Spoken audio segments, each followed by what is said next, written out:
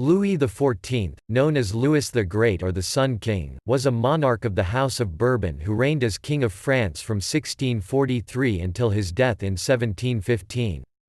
Starting on 14 May 1643 when Louis was 4 years old, his reign of 72 years and 110 days is the longest recorded of any monarch of a sovereign country in European history.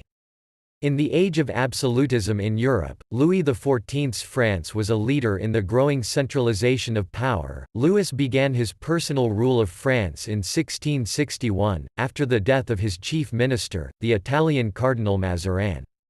An adherent of the concept of the divine right of kings, which advocates the divine origin of monarchical rule, Louis continued his predecessor's work of creating a centralised state governed from the capital.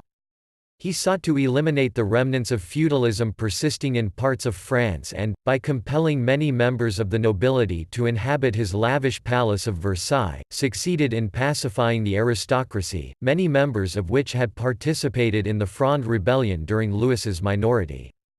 By these means he became one of the most powerful French monarchs and consolidated a system of absolute monarchical rule in France that endured until the French Revolution. Louis encouraged and benefited from the work of prominent political, military, and cultural figures such as Mazarin, Colbert, Louvois, the Grand Condé, Turenne, Sébastien Le Presteur de Vauban, André Charles Boulle, Molière, Racine, Boileau, La Fontaine, Lully, Marat, Lebrun, Rigaud, Bossuet, Laval, Mansart, Charles, Claude Perrault, and Le Notre.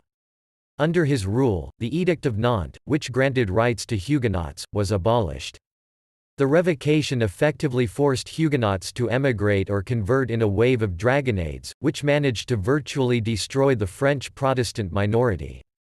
During Louis's reign, France was the leading European power, and it fought three major wars: the Franco-Dutch War, the War of the League of Augsburg, and the War of the Spanish Succession. There were also two lesser conflicts, the War of Devolution and the War of the Reunions. Warfare defined the foreign policy of Louis XIV, and his personality shaped his approach. Impelled by a mix of commerce, revenge, and pique, Louis sensed that warfare was the ideal way to enhance his glory. In peacetime he concentrated on preparing for the next war. He taught his diplomats that their job was to create tactical and strategic advantages for the French military.